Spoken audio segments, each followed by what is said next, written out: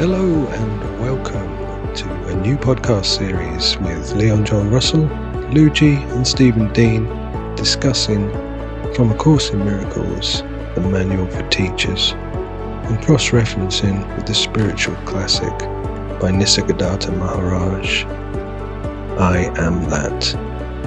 Enjoy.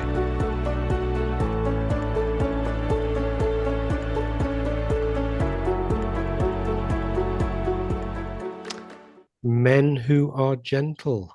How are we? And here we are, all gentle and all gentlemen. Still staring at goats, but I cannot walk through Pulled walls. out my earphones. Hello, gentlemen. Everybody good? Yeah, everything's great. How you keeping anyway? All right, since the last time? Yeah. Yeah, good on you. Yeah.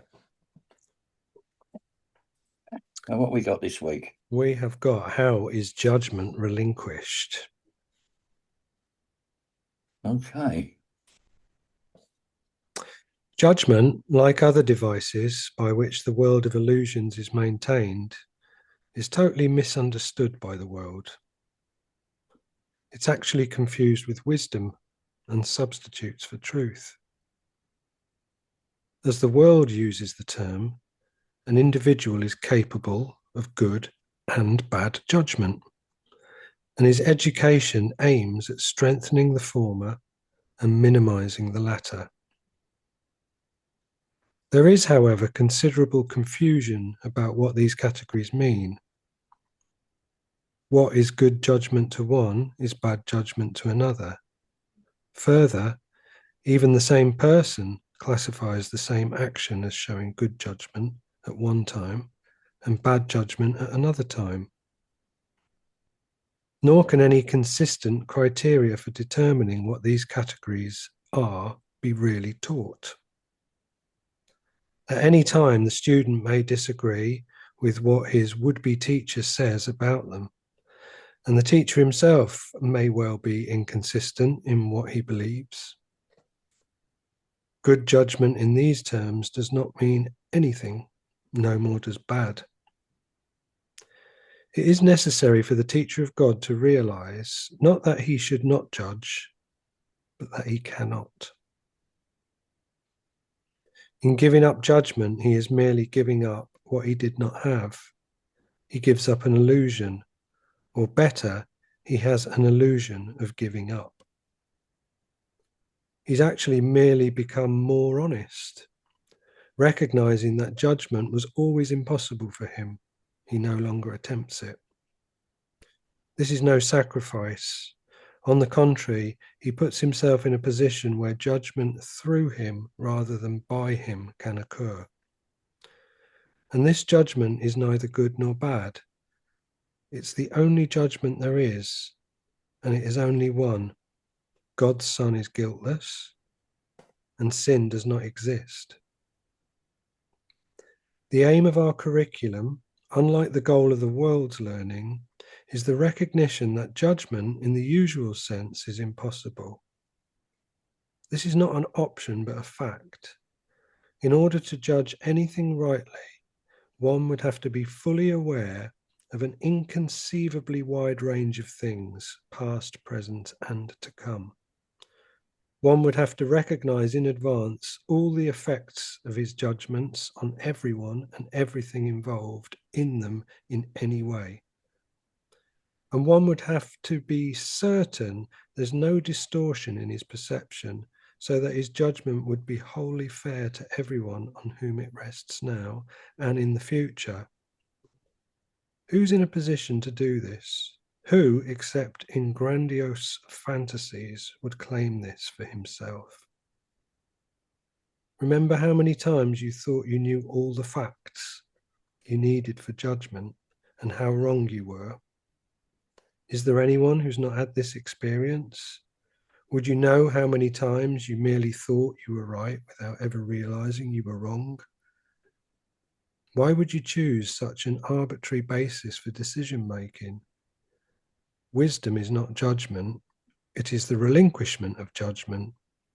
Make then but one more judgment. It is this: There's someone with you whose judgment is perfect. He does know all the facts, past, present, and to come. He does know all the effects of his judgment on everyone and everything involved in any way. And he is wholly fair to everyone, for there is no distortion in his perception. Therefore, lay judgment down, not with regret, but with a sigh of gratitude. Now are you free of a burden so great that you could merely stagger and fall down beneath it. And it was an illusion, nothing more. Now can the teacher of God rise up unburdened and walk lightly on. Yet it is not only this that is his benefit. His sense of self-care is gone, for he has none. He's given it away along with judgment.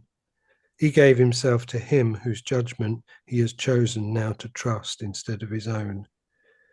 Now he makes no mistakes. His guide is sure, and where he came to judge, he comes to bless. Where now he laughs, he used to come to weep. It's not difficult to relinquish judgment, but it is difficult indeed to try and keep it. The teacher of God lays it down happily the instant he recognizes its cost. All of the ugliness he sees about him is its outcome. All of the pain he looks upon is its result. All of the loneliness and sense of loss, of passing time and growing hopelessness, of sickening despair and fear of death, all these have come of it. And now he knows that these things need not be. Not one is true, for he has given up their cause. And they, which never were but the effects of his mistaken choice, have fallen from him. Teacher of God, this step will bring you peace. Can it be difficult to want but this? Having read that, it makes you realise how ridiculous this world is, really, don't it? I mean, everybody having to continually make choices between positive and negative without sufficient information to know if you're really making the right choice is bound to lead to disaster, isn't it? It's not something that can be rectified easily either, except by escaping from it. You begin to see the whole point of learning the Course of Miracles by that piece alone. It is ridiculous. So we make the right choice, and it's saying like you make the right choice or the bad choice. But when you at the time, you don't think, all right, I'm going to make a bad choice. You're always thinking you're making a good choice. The bad choice element only turns up later on when you go, oh fuck, geez, that was supposed to happen. but Trump's it always turns up that bit too late, doesn't it?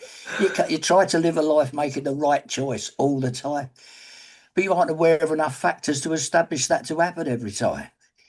Like it says, it's only in the wholeness of God where everything is known that anything can only ever be true.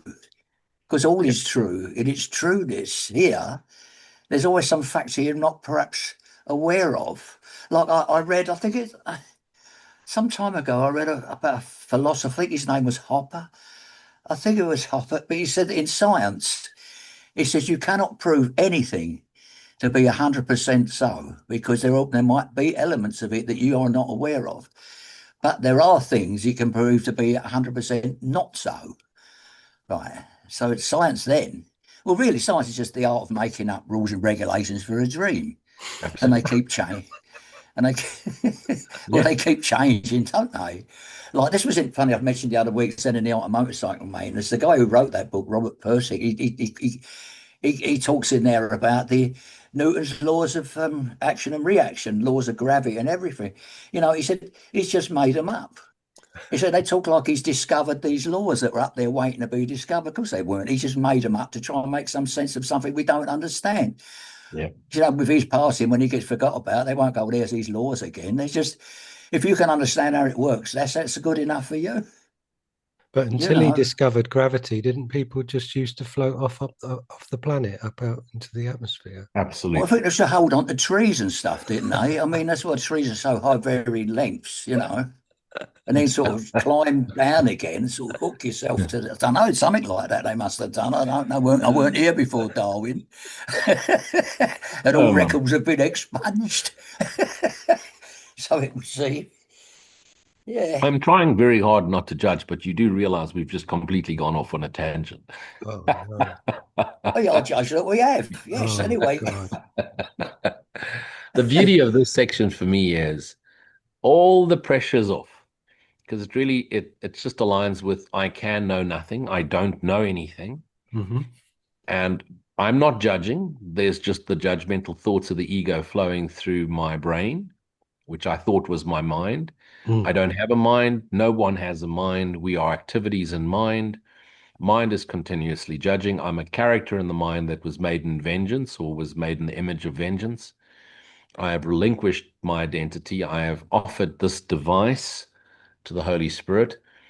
The continuous broadcast of the dreaming mind continue. I no longer pay attention. I no longer believe a single thought because the only real thought I have is the thought I have with God.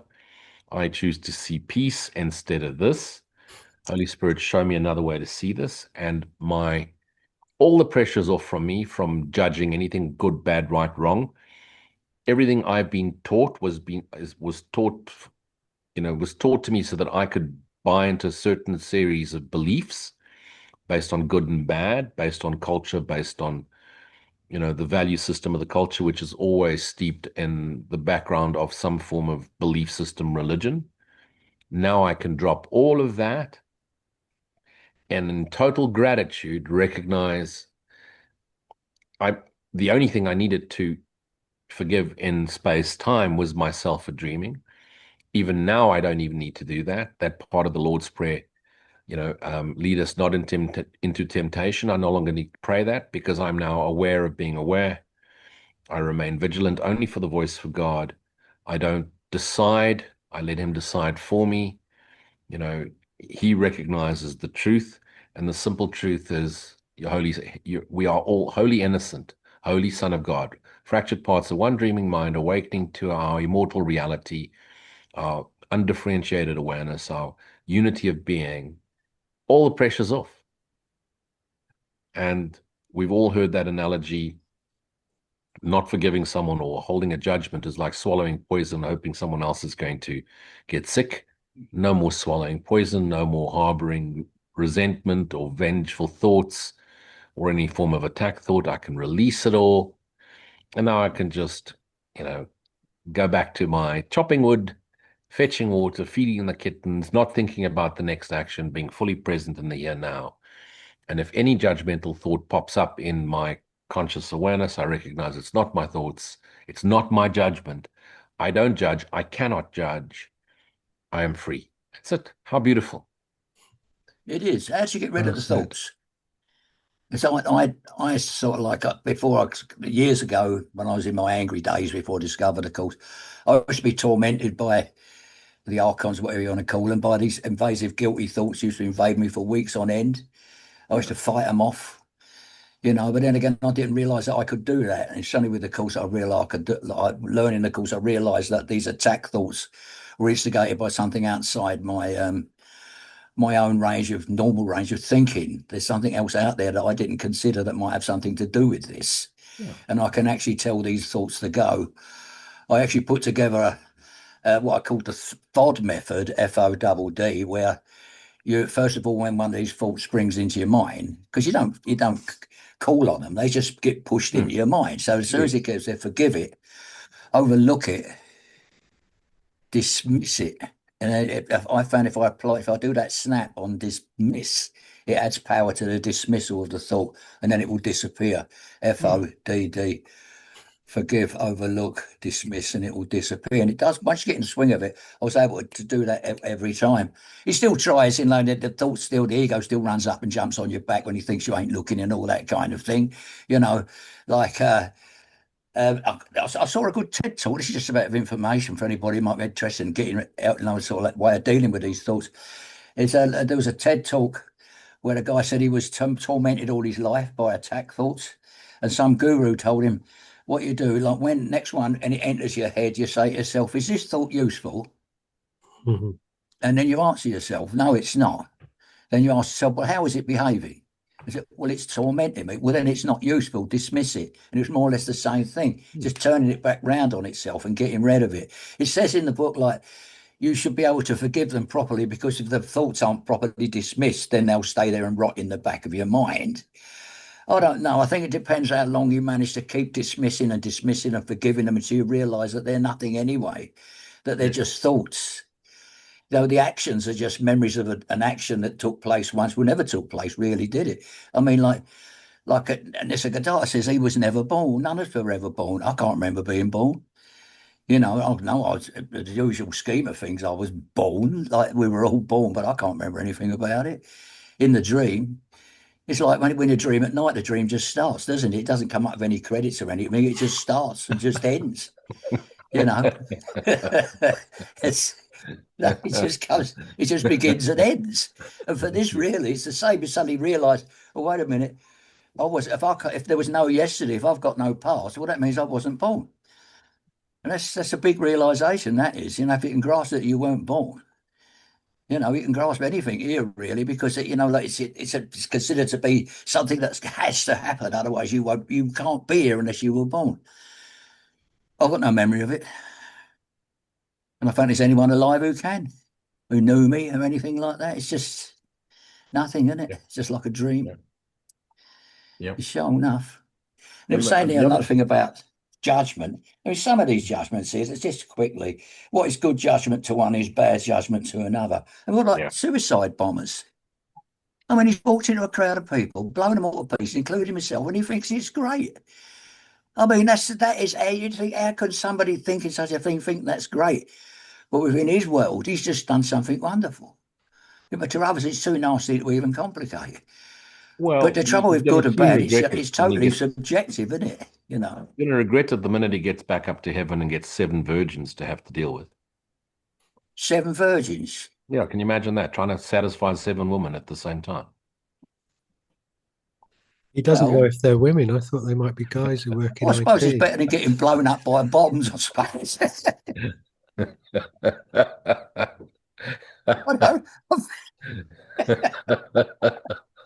I think I'd rather at least have a go to get blown up by a bomb. Can we remember not to laugh here, please? Come on.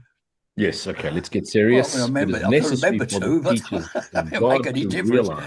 We need some seriosity. I was just thinking that I was glad about that point that you made about judgments, Lou, because something that I've had in like recent experience of like within the last week is just like observing the mind, observing judgment, realizing that the judgment didn't come from me, very, very clearly observing the fact that the mind just judges, you know, or the activity of mind that we call ego.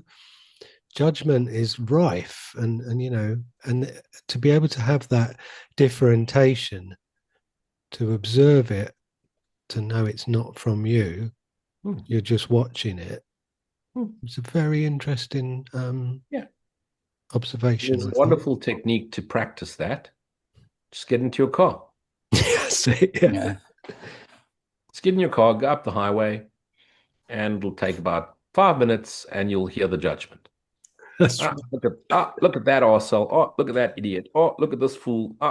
And so it goes. Yeah. And I have a good giggle, you know, and it recalls jokes. BMW driver just put his indicators on. That's a first, you know. So yeah, and it just has this little yak. It's quite funny, you know. Oh, there we go. Merc driver in the fast lane, hogging everybody up, you know. Typical Merc driver, and it's just this continuous rattling off. BMW drivers don't indicate as a rule then. BMW drivers don't indicate. We've got a joke in South Africa that BMWs don't need indicators because BMW drivers don't need indicators. You can actually take it back in England. You can take it back to the factory if the indicators work. And they apologise. They apologise. Yeah. Well, the BMW drivers will tell you they don't need an indicator because they're overtaking everybody. So, you know. Yeah, I'll see that. Yeah. Well, the rule is everybody who drives faster than me is an idiot, and everyone who drives slower than me is a moron. Oh. That's so there's you, the happy medium. There you go. It's necessary for the teachers of God to realize that they should not drive BMWs. I've never driven one. I've driven a Volkswagen. In giving up BMWs, he's merely giving up what he did not have. There you go. So it's such a beautiful, this is such a beautiful section because it's really saying to you, all that. I mean, I'm sure you guys have heard people that have been hurt and whatever trauma they've been through, and they just cannot forgive. Mm. And they find it impossible to forgive. And it's almost like they'd be sacrificing something if they forgave that person. And this is saying you're not sacrificing anything. You never did it anyway. You never judged anything anyway. Nothing really ever happened to you in true reality. And so the subjective, objective, temporal experience in space-time, once you recognize it never happened in your true reality, what is there to judge? So don't even bother. Don't even try to understand. Now, in this world, what passes for wisdom or intelligence is a makeup of a whole series of beliefs and values and systems to fit in with the greater norm. Once you recognize none of this is true, you can forgive the person that cut you off in traffic in the same way you can forgive the murderer on death row. It's always a choice. It's It's simply always a choice, no matter what it is. you release yourself from carrying that burden of carrying this grievance, of carrying this resentment or hatred or anger towards someone, because we're vibrational projections, vibrational, I'd say beings, but no, it's one being, but fractured beings, vibrational fractured beings. And if we're hanging on to, unforgiven thoughts, vengeance, malice, resistance of whatever, where's that vibration existing? It exists in the temporal existence, in the temporal projection. And that's what makes us sick. We're carrying those thoughts. We're on a loopy loop of those judgmental, angry thoughts, believing they're our own thoughts. That changes our vibrational frequency. We attract more of what we're feeling and experiencing within.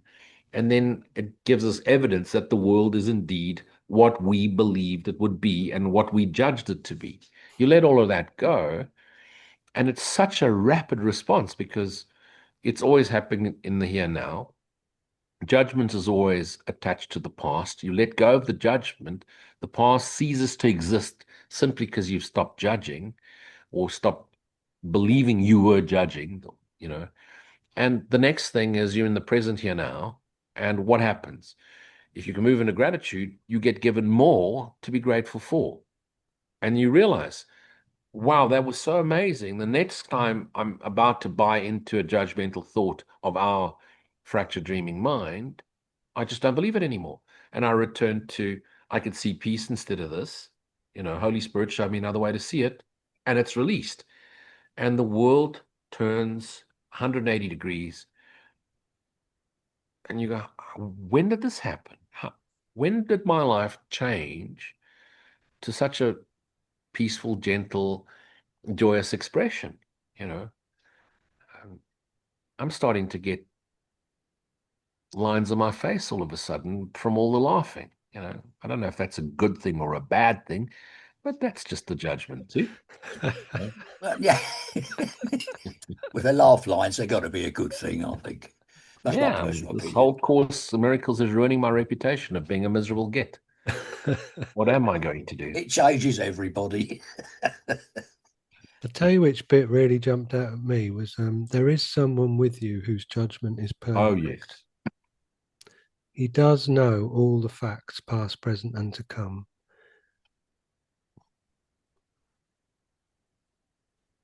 Where are we?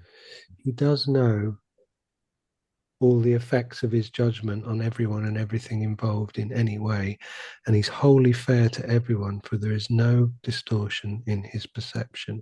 Yeah. I'll tell you why I like that as well, because we have like the people who gel with the Helen Schuckman interpretation that she was listening to the voice of Jesus when she received the material. And then you have people who, like we've said many times, work in the abstract, and they're more comfortable with the idea of the Holy Spirit rather than a physical form. Yes. And yet, the way this is actually pitched to us is interesting. I thought from that's what jumped out at me, because if that is, if you're looking at that as though Jesus is saying there's someone with you whose judgment is perfect, someone is it would say I'm with you and my judgment is perfect. Correct. I know all the facts, past, present, and to come. I know all the effects of my judgment on everyone and everything involved in any way. I'm wholly fair to everyone, for there is no distortion in my perception. Hmm. And yet, this is given a second person, or person is the wrong word, but you know what I mean, context. There is a memory of God, there is a golden thread attached to your dreaming mind that links you to the memory of truth outside the dream, whose judgment is perfect, retains all the facts, past, present, and to come, Yeah. keeps you connected to know all the effects of true judgment on Yeah. everyone and everything involved in any way. And that, to our mind, our fractured mind, our limited fractured mind, is impossible to conceive of, because how could he be wholly fair to everyone? Mhm. There has to be a right and wrong. Otherwise, you And wouldn't recognise right or wrong. You have to yeah, understand the opposites to realise the actual, sure. the And that's positive or and that is negative of in it. that's in the world of negation. We recognize what we are through the experience of what we're not.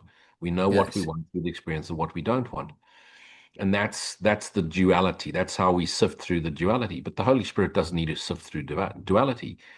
He is someone who's always with you, whose judgment is perfect.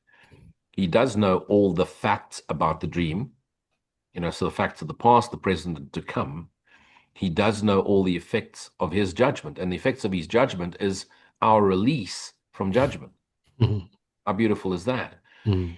And the line that's just before that sentence is, wisdom is not judgment. It is the relinquishment of judgment. Now think about what we consider wisdom in this world.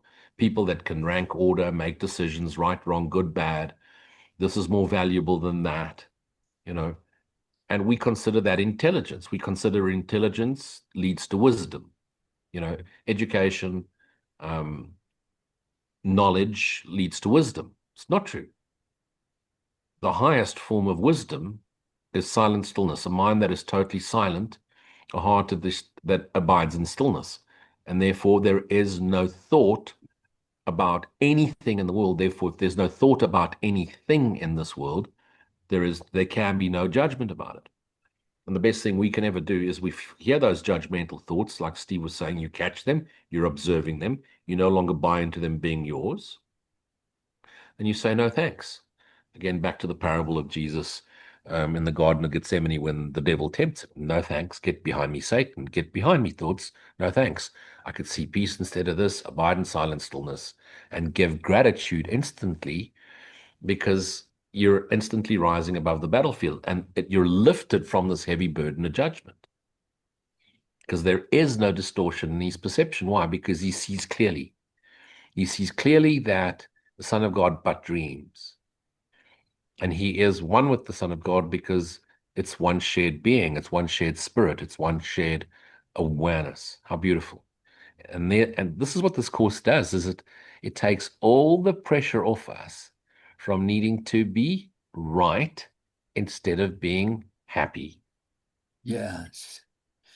It's almost like our whole lives are like making chess moves. You know, when you're playing chess, you have to think about every move. And if I do this, will he do that? And if I do that, will he do that? And if I go up here, will he do this? It's just we're doing that in life all the time, making a choice, but we don't sort of sit and think about it. We just make these immediate choices. It's like the Holy Spirit is like some chess master behind us who understands the consequences of every move that you make. Mhm. Whereas you're down there just still wondering what to do next. What's they gonna do? You know? leave it to the Holy Spirit. Is pick the Beautiful. one that feels the best to you. I mean, like I said, when it says listen to the Holy Spirit, ask the Holy Spirit. It's the only answer that I can pick up is what makes me feel good to do Yeah. in the heart. If I feel good about doing it, no matter what it is, if it's letting off somebody some money or letting off a debt or this, that, if it makes me feel good, then do it. Yes. That's why I said, whatever pursues love in your heart must be the right answer. You know, because God doesn't have a tonsils or a tongue or anything like that to speak to me, as I understand it anyway. Like, you know, it's like, I mean, except that Jesus is the what's the word? The middleman. What's the word? The holy conduit, the holy conduit. Yes, like because he's been here already, and he knows what he sees through our eyes, and he knows what we have to face. Whereas Jesus, God doesn't. That's why Jesus is handling this because he understands the problems we're up against. Yeah. You know, If you take it one rung up the ladder, there is no you, there's no me, there's no Jesus. There's no, our dreaming mind dreaming us all up. that's We're it. just characters in the same. Yes, and one of our brothers figured it out earlier. But the minute you recognize our one shared, indivisible self, the entire universe, what Yeah, else, what is there to worship or pray to, or what's Jesus going to tell you that that a good backhand can't already share with you? How much more do you need? I mean, think about it this way: everything you own was a decision. Everything you've done was a decision. Everything you've experienced was all of it started with a decision where you thought you could figure it out. You knew better. starts with a thought. Yeah, And which decision have you made that has given you perpetual joy? And, as we've said before, you don't know what you're going to think next. And yet, when you let go and you relinquish all thought and all future and all what should I, and you just retire into peaceful, joyous being, what happens to you, for example, Leon? Music comes through. You now try and think of some lyrics. Forget it. It's not going to happen. You empty the mind. You empty the mind. In other words, you switch the sound off the radio because the chatter of the ego mind is continuous. You just dial it down. And what happens? In that silent stillness, echoes of eternity. You hear the echoes of eternity. Echoes of eternity, the memory for God. And it flows through you without the filters, and the beautiful noise comes out, the beautiful sound comes out, the creativity comes out, the beautiful service comes out. That's when Steve goes and saves the wasp. yeah. And as a consequence, the wasp greets him in the morning and doesn't want to sting him anymore.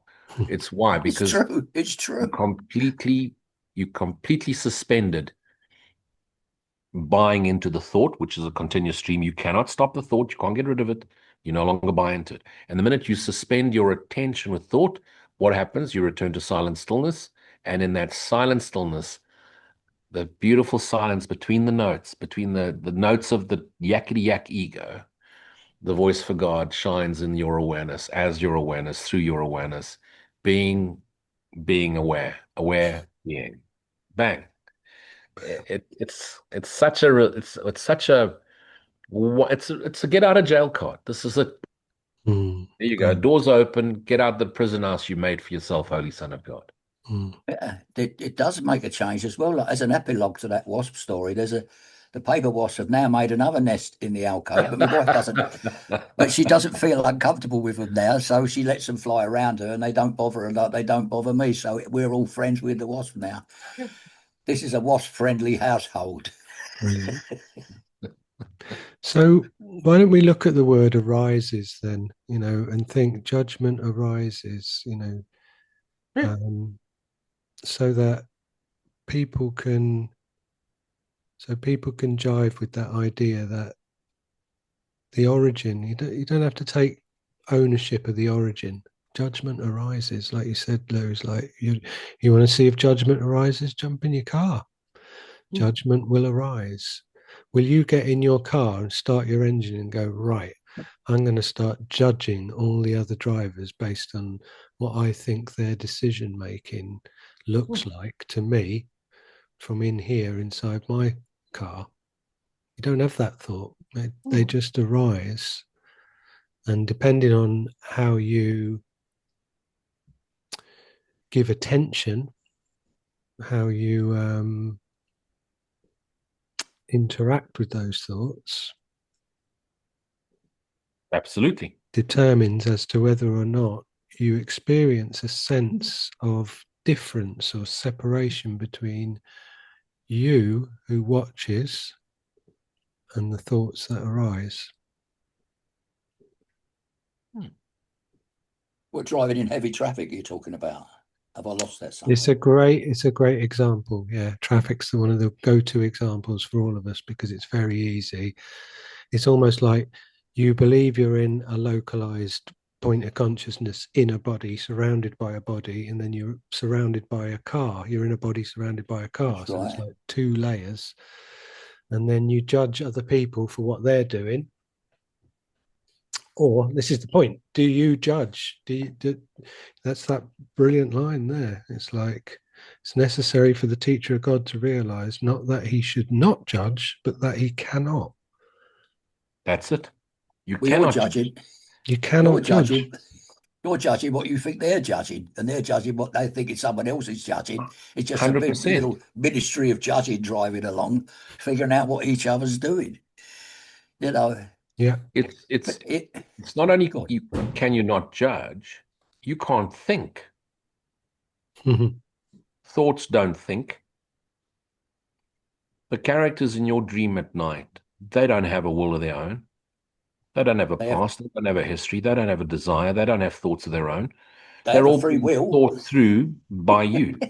You're Yeah, thinking through them. You're viewing the contents of your dream through the character you've projected as you and all the other characters in your dream. Not a single one of them has a thought apart from you because you're thinking them up and you're thinking through them and you're experiencing through them. If one of your characters goes, whoop, hey, hang a second, I'm a character in my dream. The thoughts I thought I was having was Lou. Lou was actually dreaming this up. He dreamt me up. So actually, I don't dream anything. I don't see anything. I don't think anything, and therefore I don't judge anything.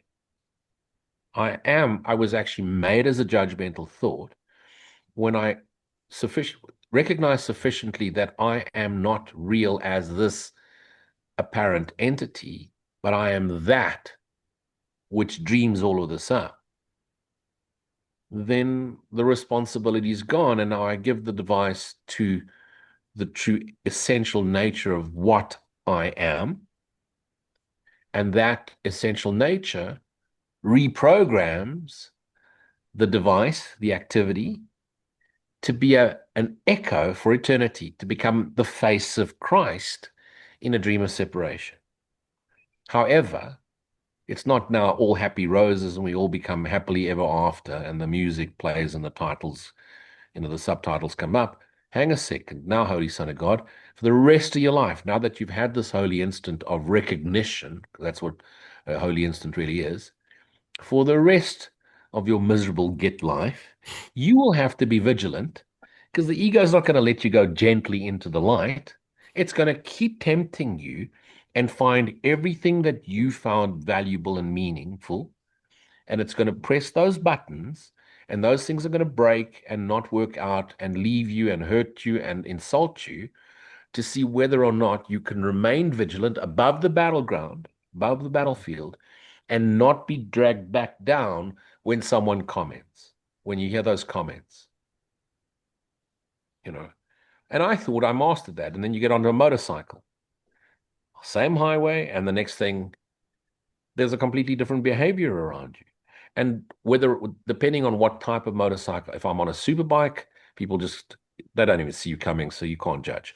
Get onto a Harley, people, they just cut in front of you because it's a Harley. How fast can you possibly go? Well, Batman, which is my Dyna Super Glide with a race tuner on it, can do 220 k's an hour. that's pretty quick. That's pretty quick for a Harley What sort of Davidson. speed limits you got on the road there in that South Africa? Is it? 120 on the highway, 60 everywhere else. But, this is South Africa. Yeah. You just got to you try and keep up with the cheetahs and you're fine.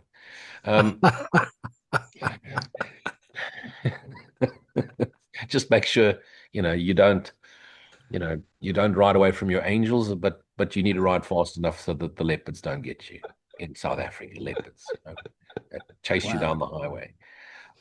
The reality of the matter is, it's just so quick, and before you know it, the judgments are going. Yeah. And you have to be super vigilant. That's why motorcycling to me is Zen. Motorcycling to me is meditation, because you become present, you become vigilant, and there's no time to sit and think about anything. No, not fetching water, not chopping wood, not feeding kittens, fully present. And that's when you realize, even when you're present, you still hear the chatter. You go, these aren't mine. And what a wonderful release. What an absolute wonderful way to recognize this table means nothing. Mm. This nothing means anything. It's all the meaning I've given to it, all the judgment I've given it. Meaning is judgment. Yeah, that's what I was thinking in my mind when you were saying that. Isn't that interesting that, we start off with those first lessons however many years ago, and we think that we're intellectually advancing by giving meaning to things but we don't realize that the wolf in the sheep's clothing is that judgment's inside that activity of assigning meaning to things, because you don't need to give meaning to everything. Absolutely. When you realize that it's all one. And there's a bit that Keith always quotes where he says, how holy is the tiniest grain of sand when seen as a part of God's being, or something along those lines. Yeah. From the Course, how holy is the tiniest grain of sand? Well, nothing's insignificant. As Steve was saying, and that's where Steve and I have such similarities, is we were both angry people. Oh, yeah. I mean, I still have an angry face, but look at Keith. You look at him, you want to smile, right? When did that change? When did I start laughing at everything? Can't take anything seriously, And what happens is, and this is my language for it. I just simply starve thought of any attention. Nice. And if you starve thought, if you starve shadow of attention, your light extends. And when your light extends, you're not eradicating shadow, you're not eradicating thought. Your light's extending, and you're so present in the extension of the light you are that there's no place to give thought any attention. And it'll creep back in, But how often have you just sat, you're peaceful, you're having your cup of coffee, and bang, there's the judgment. I'm like, where did you just come? What on earth are you on about? I was, sitting outside having a cup of coffee, staring at Steve's wasps. And now there's this thought about bad BMW drivers. Where on earth do you come from? What's that got to do with the price of eggs? Where did you just pop in from? And that's what it does. And sometimes it actually, the first thought that comes in, it's like it's sweet as honey.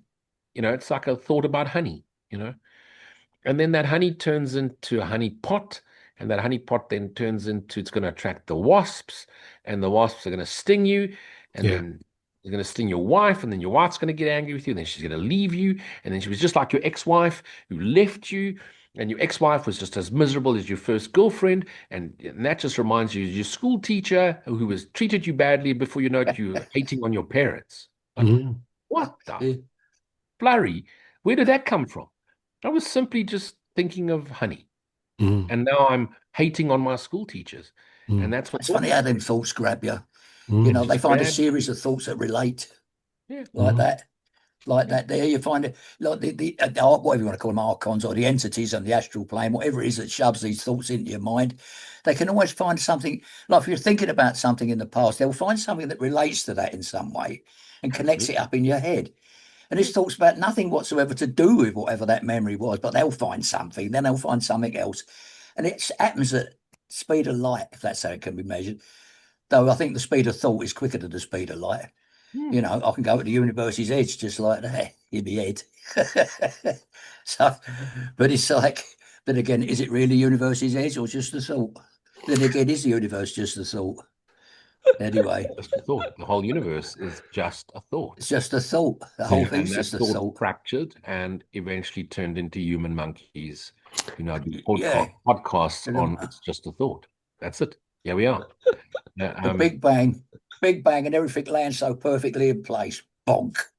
Just like that, yeah. Just like that. Right, here I am. All my molecules all landed in place, and here I am, and so did you, and so did him, and everything. wow, that is what's a miracle. It isn't the Big Bang. The Big Bang is the miracles where everything landed after the Big Bang. Yeah. Yeah, the astral television set. Oh my God. Yeah. Here's that quote before we get a bit further. How holy is the smallest grain of sand when it is recognized as being part of the completed picture of God's Son? The forms the broken pieces seem to take mean nothing, for the whole is in each one, and every aspect of the Son of God is just the same as every other part. Well, it's like looking at a beautiful oil painting. It doesn't matter how beautiful the painting is, like the Night Watch or something like that. It's just oil. All you're really looking at is oil. There's no need Yeah. to judge. It's a And beautiful painting. ultimately, what we should be looking at is that beautiful painting, grab a tin of turpentine with the paintbrush and just wash over it until you see the canvas again. And once the canvas is seen, there's no judgment. So much for Picasso's wonderful work, but okay. If everyone's then you wondering see what why, he saw originally. Yeah. if everyone wondering why this is Lewis's last episode with Stephen and I, it's because he's been just locked ruined up in Picasso South Africa. for speeding and ruining good art. At In the chapter, same if you time. see, Picasso's very clever. If you see a lot of his art up close, you can see what only took him a day. It's. I'm telling you. Yeah, I don't want to I sound read judgmental, this but years ago. He thought it was a great joke that anybody thought his work art was actually worth anything. yeah. And he painted one every day for 3,000 days until he had a warehouse full of them. And he kept them hid there. And when he died, he left a note saying there's 3,000 others in the warehouse here if you want to bring the value down. I don't know how true that was. I read that years ago when he died. And I think they were Picasso. keeping it locked You're up to talking keep about the stuff in Picasso. there to keep the value up. He was a total con artist. I don't want to sound judgmental, but he was a scamster, womanizing. He had a great time. Picasso. He had a great I mean, time. He did. imagine He's one of walking the to few someone's artists that restaurant. really lives it up. Imagine walking to someone's restaurant and just painting something on the wall and signing your signature. I mean, I got thrown out of McDonald's for that at the weekend. You would some bloody felt tip you use. You ought to get yourself a palette with some oils on it.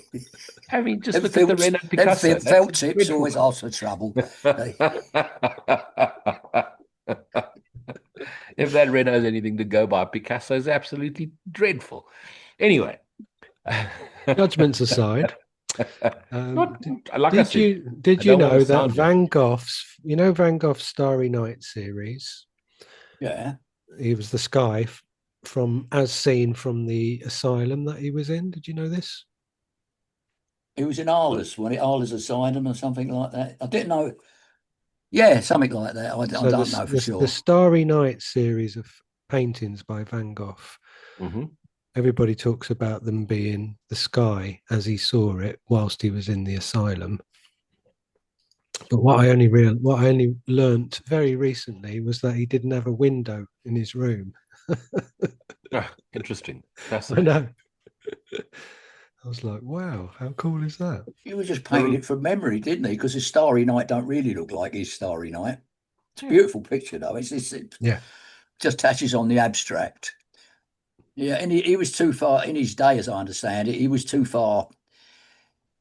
He was Ahead of the he was curve. ahead of his time. He was ahead of Yeah. his time, way Yeah. ahead. Yeah. But So the Holy Spirit speaks to some of us in words, symbols, and to others, he speaks to them through music. yeah, So they become the messengers of the voice for God through their music, regardless of what sounds it makes. And then others, it's just through their art, because it's meant to bring us into presence. It's meant to bring us into the stillness. And I've always said the artists and musicians of this world, those that are tapped in, dialed in, connected, are the angels that have come to this earth to bring the message of peace, because through their music, they bring you into stillness, bring you into awareness, and bring you into the recognition, the face of Christ, the beauty, the new world, as we transcend the duality of seeing everything as ugly and vengeful. It's not the sunset that's beautiful. It's your mind that is your true mind, your Christ mind that's beautiful. And once the filters of the ego are gone, the sunset or the smog look beautiful. Mm-hmm. It's all the same because you're recognizing our one shared self. What I love about this is it brings me back to chapter 26, chapter 26, where sin is left, Mm-hmm. 26.4. And forgiveness is this world's equivalent of heaven's justice. And what's heaven's justice? It's what's given to one is given to all, one indivisible shared self, one holy Son of God. And how can you not want to relinquish the idea that prevents that from being known? Because that's all it is. All judgment is a prevention of being thyself knowingly, knowing the difference between ultimate reality, absolute reality, and our fictitious subject matter, subject object, perceived illusion. Right. How beautiful to just let all of that go and be, you know, um, realizing that forgiveness is the means whereby you no longer need to forgive anything. It's the one device that the Holy Spirit brings into the dream that gets rid of every other device, including the body mind judgment device, Mm-hmm. the device that names everything, names every form, and rank orders it, and decides that's good. Everybody loves bees, but not everybody loves wasps, you know. And so we rank order everything in terms of importance.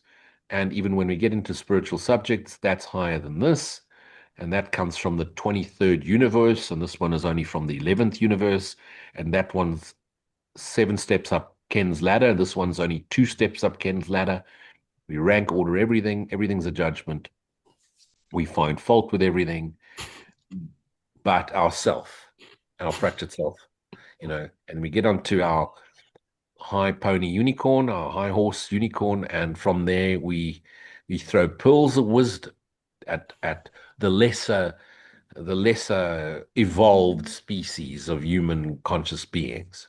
And that's what we do. And that's why nothing more dangerous than a spiritualized ego, because it disguises its judgment as words of wisdom. And we quote reams of Tao Te Ching and Ramana Maharishi and Jesus's teachings, and yet we never had the direct experience of true being, true undifferentiated, indivisible being, awareness.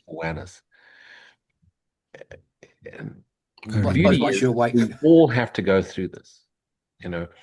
once you wake up to the fact you're dreaming, you can only Yeah. realize it then. Totally. And we even judge because we mean good.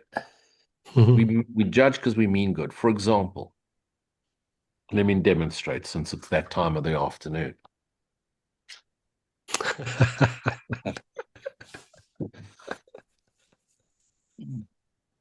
Who's judging? Now, tell me that's bad for me. There's not a single molecule in the entire universe that's good for us. Not a single molecule. It was all made in judgment. Yeah, but if it makes you feel good smoking, then it's good for you. I mean, it's only the other And thing. people will say they'll judge you. Cigarettes are bad for you. It causes cancer. Cigarettes don't cause cancer. You know what causes cancer? Our negative thoughts. Buying into the thoughts as if they're ours. It's just space-time matter that happens to be appearing in the shape of something called a cigarette. The judgment is what kills you. The judgment is what harms you. The judgment kills you in the sense that it kills you back into the dream, and you regurgitate and you reincarnate with all your judgments. Can you live your life without thinking you know better for someone else? Cigarettes kills you. No. Dreaming kills us.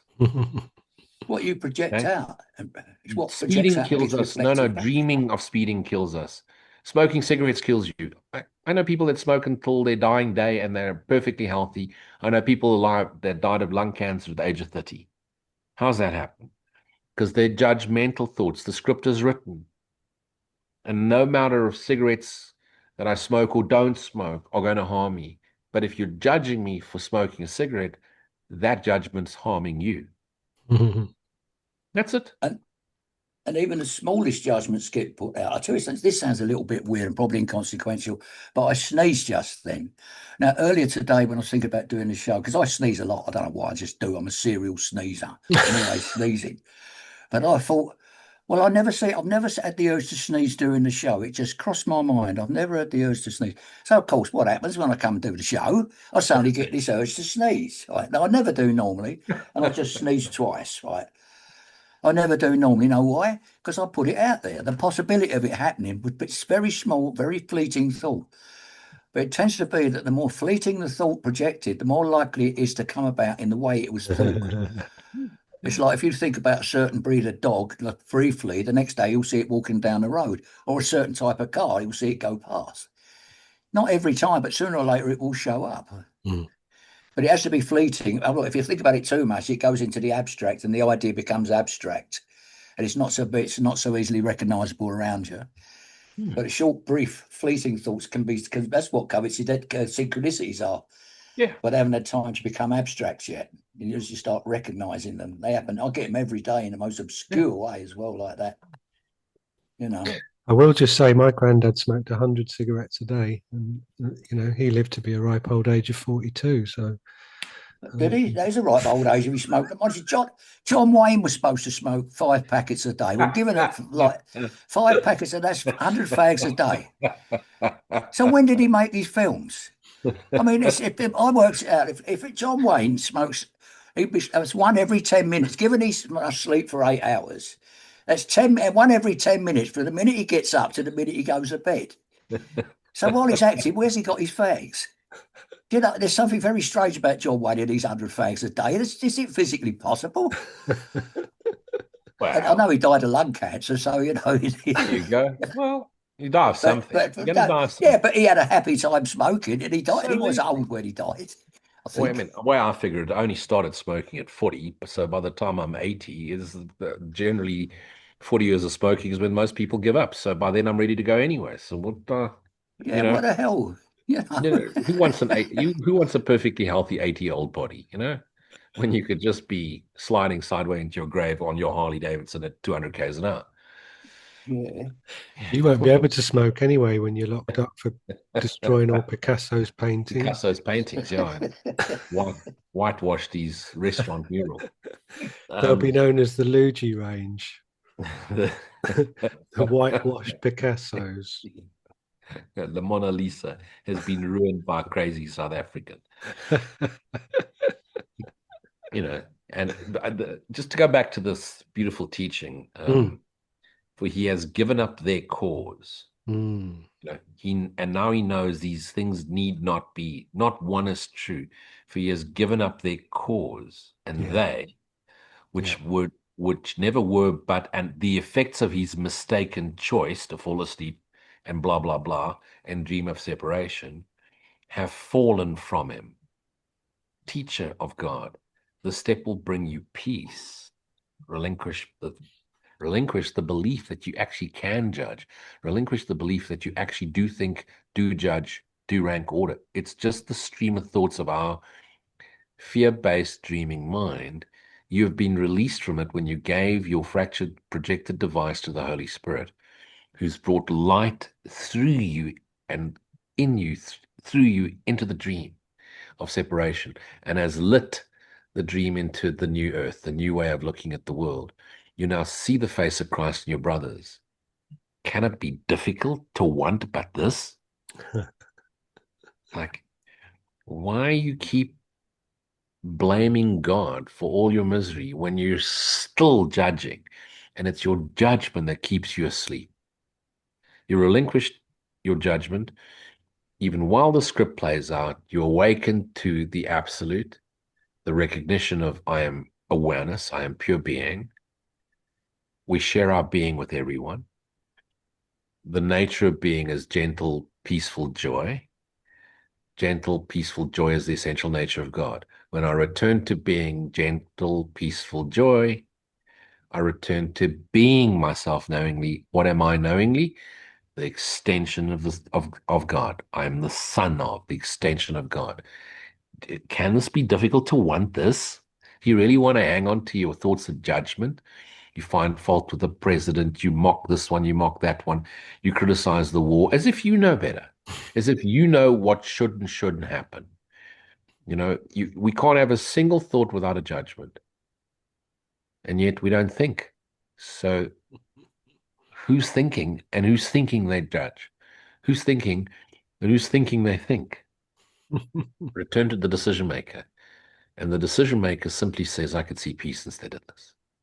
I don't know what I'm looking at. I don't know what anything's for. There's no meaning. Let me not even try.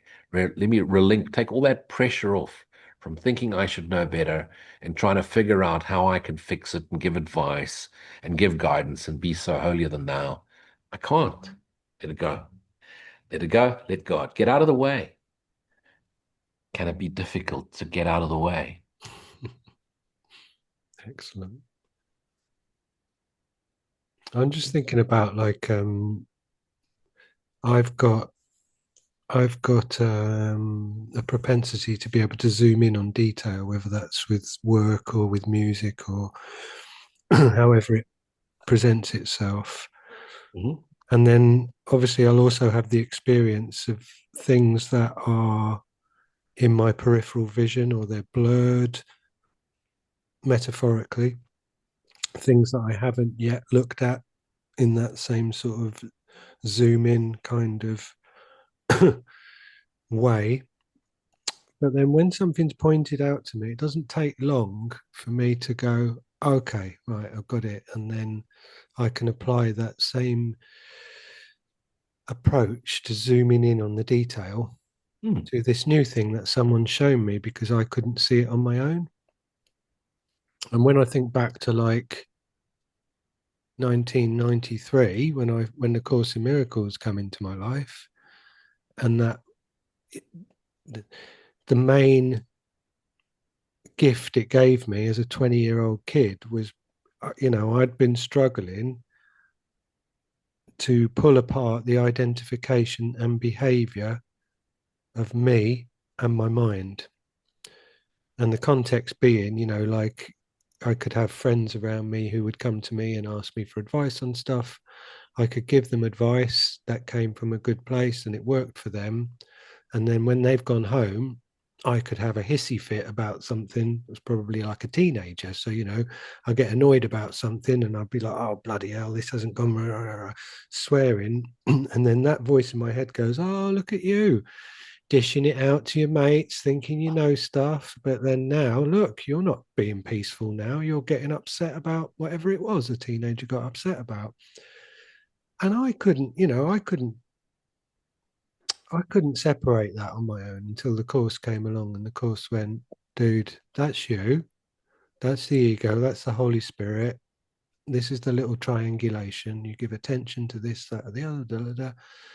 And that sense of relief that came to me was obviously absolutely immense. And it still took the next 32 years to still keep unraveling that and understanding it, and I always make a point of going, I'm still a beginner with this material. I don't go, oh, I've had the course for 32 years. That doesn't mean anything to me. It's like, I'm still a beginner with this because I'm only here who I am today.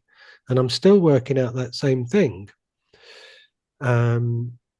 Yet with something like this section, if someone explains to me what judgment really is in this beautifully comprehensive, succinct, and clear way, I now know what the act of judgment causes for me as an individual, why it happens. And now I'm like, okay. And that's why I said, like recently, we've had this, it's been my latest hot topic, if you like. Maybe it's because we've been talking about it. And it's like, you see judgment arise. If you identify with it and lean into it, and it gets enmeshed with you, or you look at it from your standpoint of going, that's judgment. Okay, well, that's interesting, isn't it? Judgment arises. It's not from me, and that's been like one of my life lessons, is that what I'd Mm. say the difference between identity and behavior. And it was Mm. something I also learned through the relationship with my dad. It was like my dad's behavior was, in worldly terms, however you want to put it, like despicable or horrible or da da da. But I had to learn that his identity wasn't his behavior. Sure.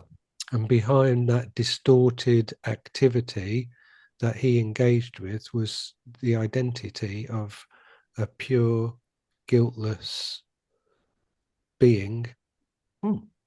who wasn't his behavior. Sure. So I Well, think that's the nightmare, isn't it? And That's the the beautiful loop nightmare. between behavior and belief Yeah. and identity, and how behavior reinforces identity, reinforces belief, belief reinforces behavior, reinforces identity. And so the loopy Mm, loop is in, and you don't get out of it because it's a loop. mm. And it takes a radical shake-up, a radical experience to bring you to a crossroad, pull you out of that circle. You know, Do you think we would call judgment?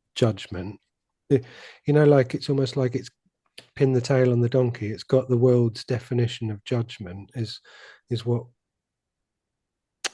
we're involved with. But It's what you but think's best, isn't it? Every time. you see, you make a beautiful point there, because the word to judge could be seen as a noble profession, a judge. mm, And a judge discerns between right and wrong. In his opinion. But what are you discerning between but two illusions, two mm, different perspectives on the illusion? And so the word judgment, which could be so noble, is also the whole downfall of our own conscious awareness, because it keeps us bound by decision making. What is judgment? But deciding between yes or no, right and wrong, good angel, bad angel. You Yeah. know, that's what it does. It just keeps us trapped in false decision making, as if we're making decisions, but we're making decisions that we're not actually deciding. Our dreaming mind's deciding through us. And what is it deciding between? The illusions. Deciding which illusion is better. It's like You these know, court systems. They keep going through lower courts, higher courts, medium courts, till you yeah. get the Supreme Court, who Mm. says, no, that was wrong. I'm not happy with that decision, so we take it to the next court up. Or what we're gonna stand the appeal. I'm gonna appeal against that. And right, the Supreme Court, now, sod it off. Who gets to cast the Just, first stone? yeah. Yeah, that is one that's great. That is a great parable. That is that judge cast the first stone. That who is without sin cast the first stone. the Exactly. one that realizes there are no stones. Yeah. Fundamentally, yeah. People in glass houses shouldn't throw stones. But everybody outside the house can. Yeah. And do. Yeah.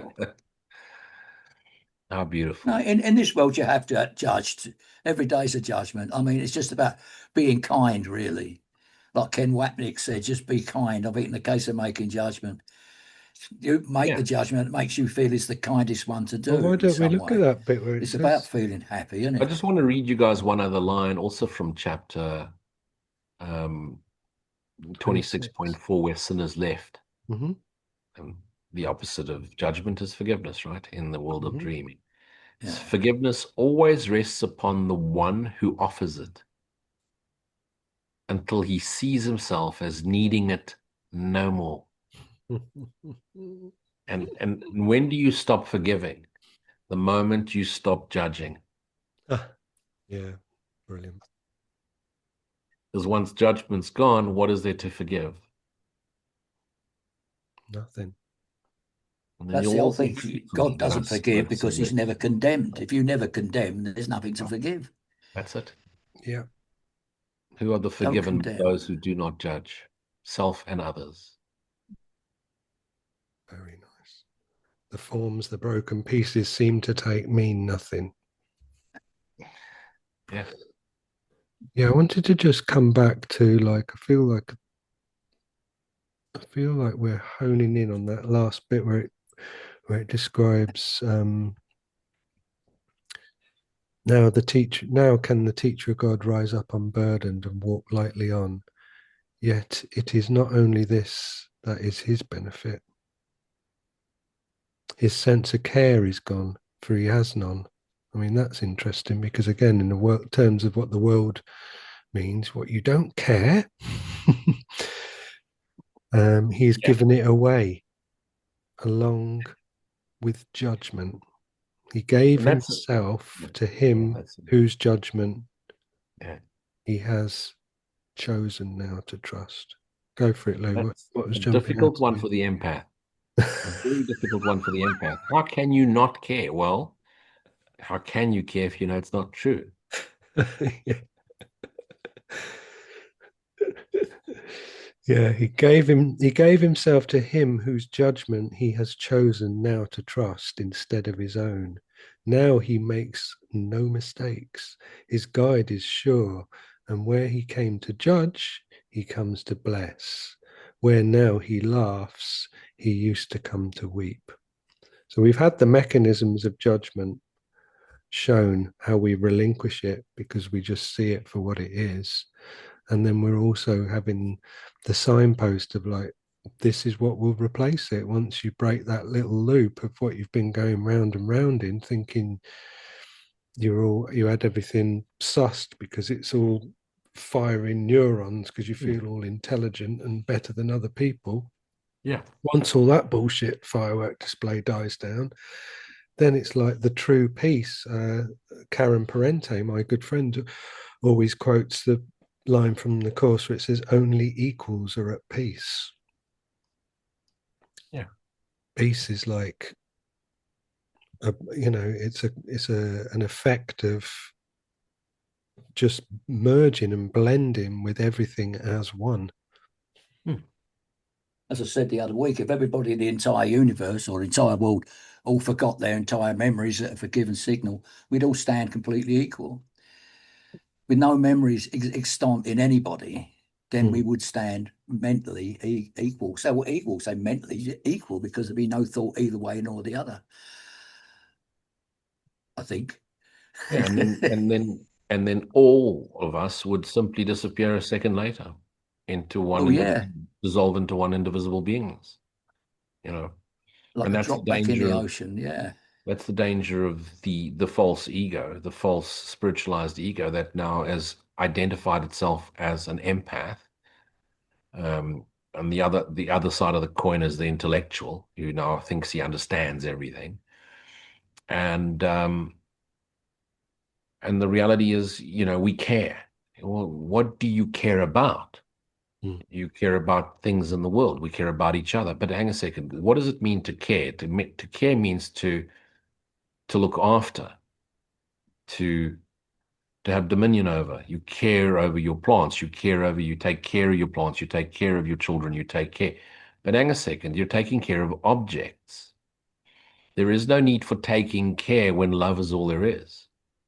When love is all there is, love is being itself. Love doesn't need to care for itself. Love is, full stop. Love To is. care is trying to mirror love in heaven. But how can you care for what appears to be separated? You know, and then once you in the knowing of self as one indivisible self means the knowing of others. There is nothing to care about because there is no thing. All there is to be the expression of love, to be yourself knowingly, to share yourself wholeheartedly. But that to the divided mind, steeped in spiritual specialness, it's impossible to conceive. Yet it is only this that is his benefit. His sense of care is gone, for he has none. He has given it away along with judgment. Because what do you judge? Right, wrong. So I care about that, but I don't care about this. There's neither to care about this or not care about anything. There's everything to be. He gave himself to him, capital H, capital W, whose judgment he has now chosen to trust instead of his own. And that's why always, before you act, before you speak, stop. Holy Spirit, show me another way.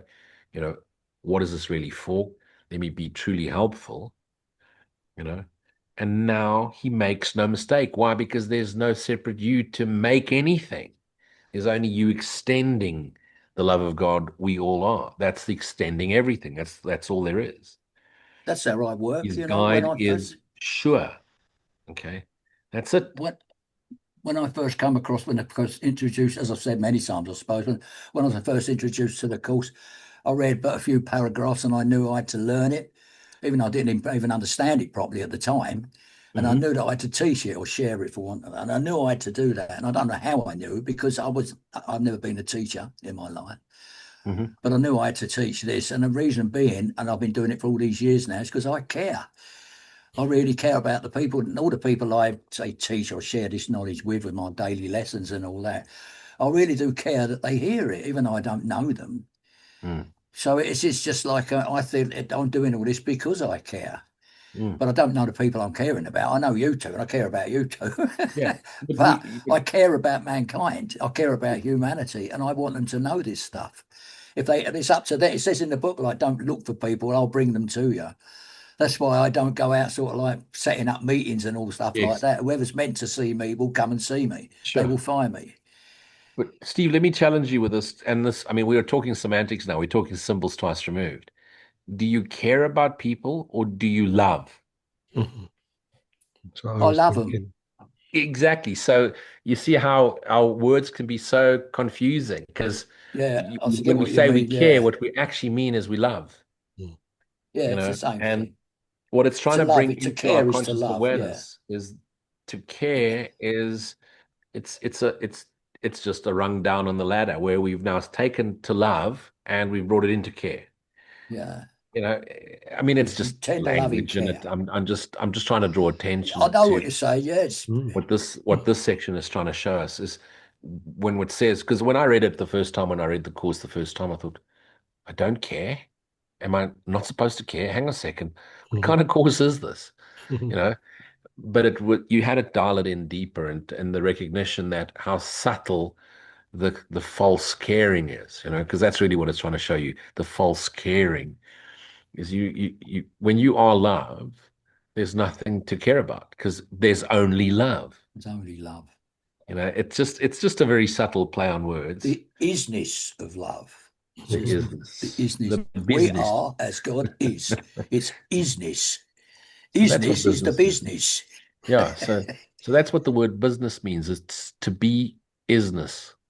Be is isness of business. Yeah, the isness business. You We're see, in the so a isness CEO business. can be enlightened after all. What's that?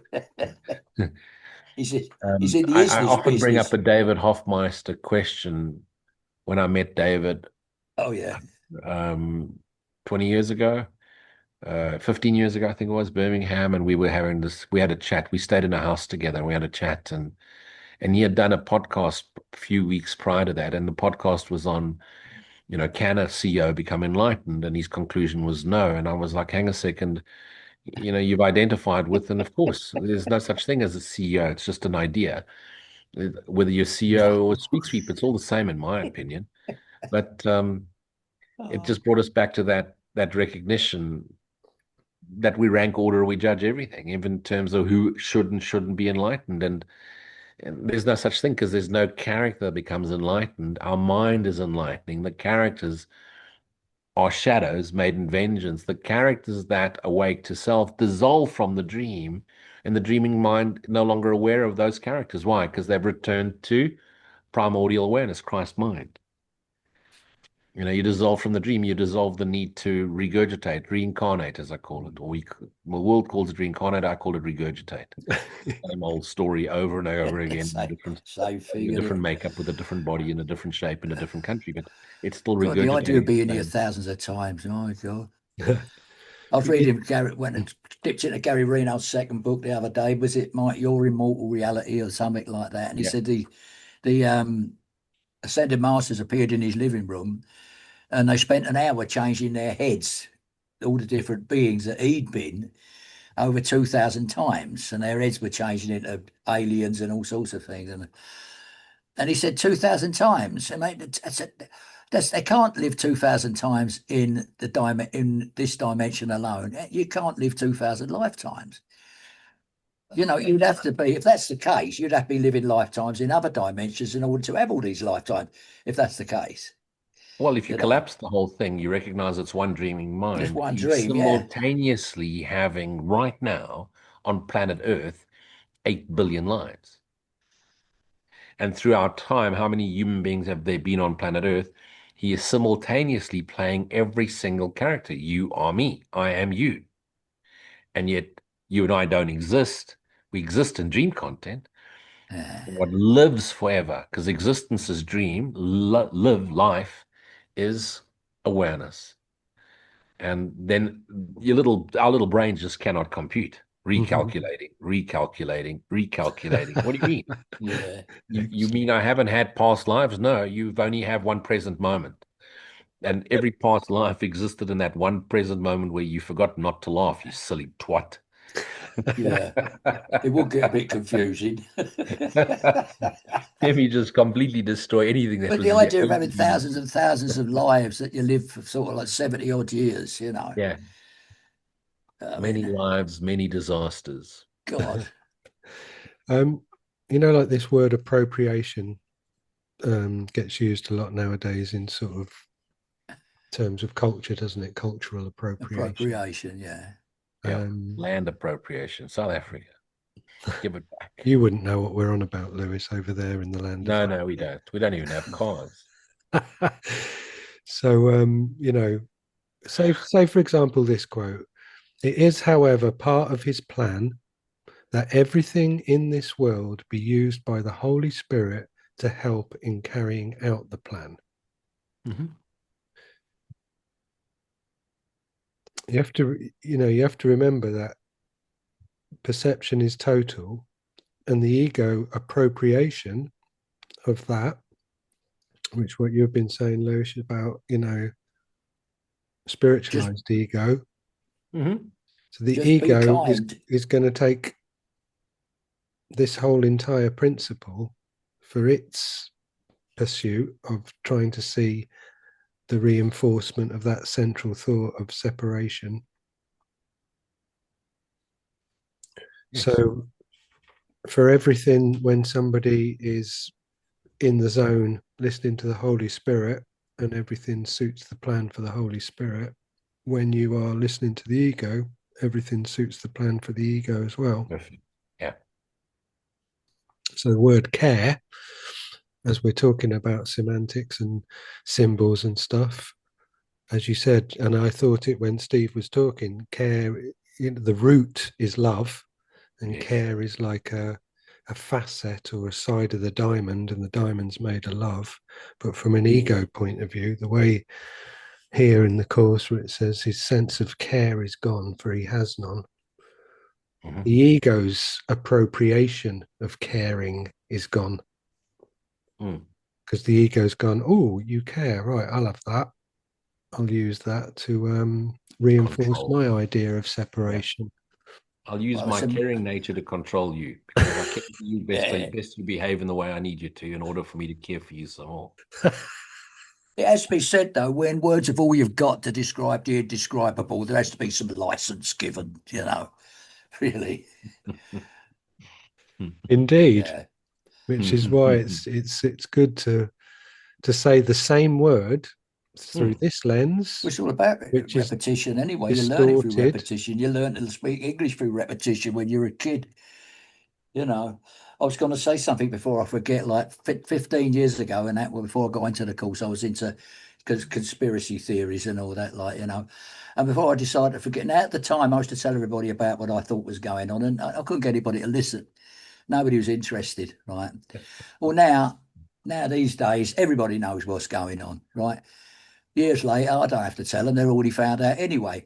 So Yeah. when I realised that, I realised, well, I've been trying teaching people that when I first started teaching the course, the only people I knew that would teach were Dave Hoffmeister, Kate Greaves, Ken Wapnick, and a few. I didn't know many people, you know, but there were very few people actually teaching here that I knew about. But since then, 15 years later, this is becoming just as commonplace. To perhaps I'm talking in the right circles, but there's a lot of people who are understanding this now. Or at least if you tell them it's a dream, they begin to get some kind of grasp that something it isn't what they thought that would be. It's important to plant these seeds, even if they don't understand it. It gives them a route out. There is a way out of it. It sounds impossible, but there is a way out of this mess. Are you suggesting that awareness of dreaming is important? Well, I should hope so. I mean, I do like to feel I contribute. The awareness of dreaming is what it's all about, isn't it, really? Yeah, that just makes me feel we really should start a school of enlightenment. Yeah. Have you not started yours yet? I've had mine going for quite a while. Mine's still ongoing. You are a superior special being. You live It's in a just like, country my that's PayPal electricity. account's been set up for a long time. So, You have banks over there. yeah. People Yeah, we get to still give you trade with money. donkeys and camels. Oh. Anyway. It's Right, all let's have beautiful. a look at Mr. Nisargadatta. Oh, Nissa. So what I've found today is section 49, mind causes insecurity.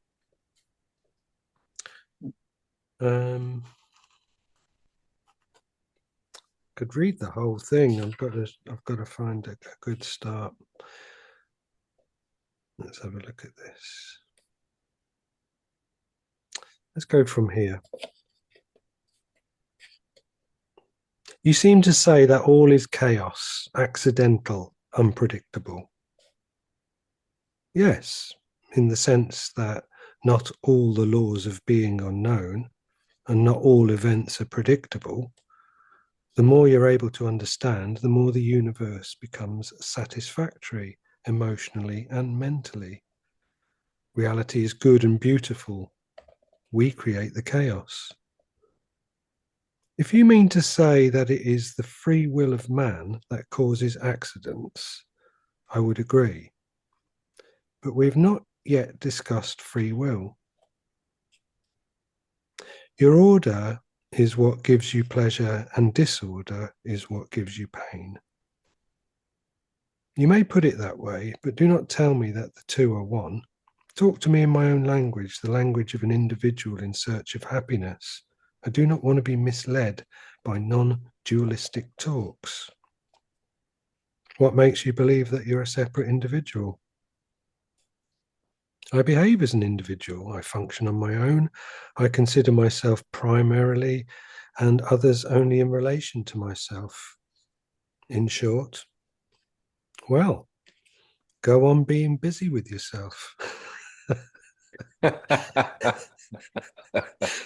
On what business have you come here?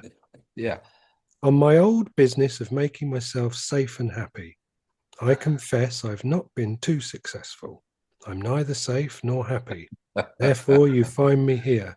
Yeah. This place new to me, but my reason for coming here is old.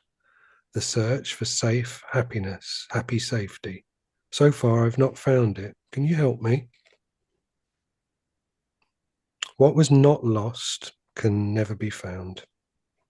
Your very search for safety and joy keeps you away from them. Stop searching, cease losing. The disease is simple and the remedy equally simple. It's your mind only that makes you insecure and unhappy. Anticipation makes you insecure, memory unhappy. Stop misusing your mind and all will be well with you. You need not set it right, it will set itself right. As soon as you give up all concern with the past and the future and live entirely in the now. But the now has no dimension. I shall become a nobody, a nothing. Exactly. As nothing and nobody, you're safe and happy. You can have the experience for the asking. Just try. But let us go back to what is accidental and what is spontaneous or natural. You said nature is orderly while accident is a sign of chaos. I denied the difference and said that we call an event accidental when its causes are untraceable. There's no place for chaos in nature. Only in the mind of man there's chaos. The mind does not grasp the whole. Its focus is very narrow. It sees fragments only and fails to perceive the picture. Just as a man who hears sounds but does not understand the language may accuse the speaker of meaningless jabbering and be altogether wrong. What to one is a chaotic stream of sounds is a beautiful poem to another. King Janaka once dreamt that he was a beggar. On waking up, he asked his guru, Vashishta, am I a king dreaming of being a beggar, or a beggar dreaming of being a king? The guru answered, you're neither, you're both. You are, and yet you are not what you think yourself to be. You are because you behave accordingly. You're not because it does not last.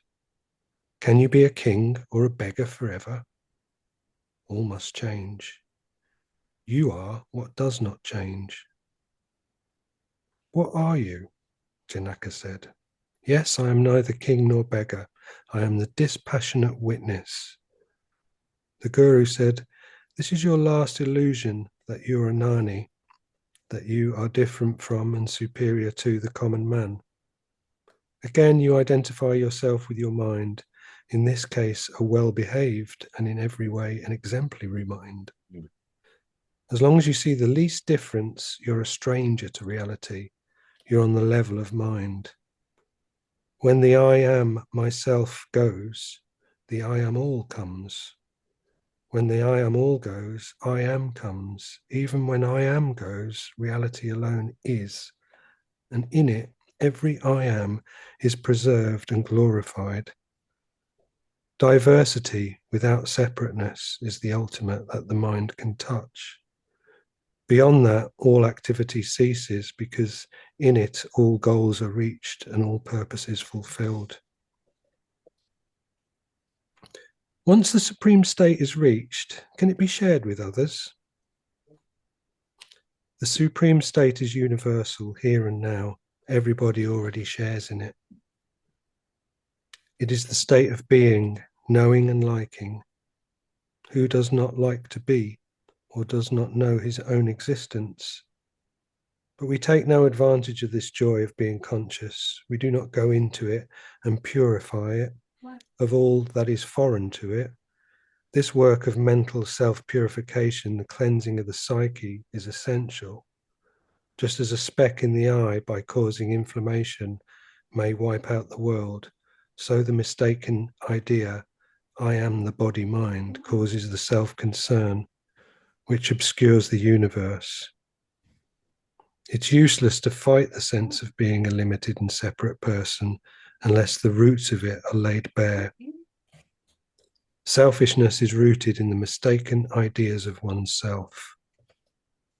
Clarification of the mind is yoga.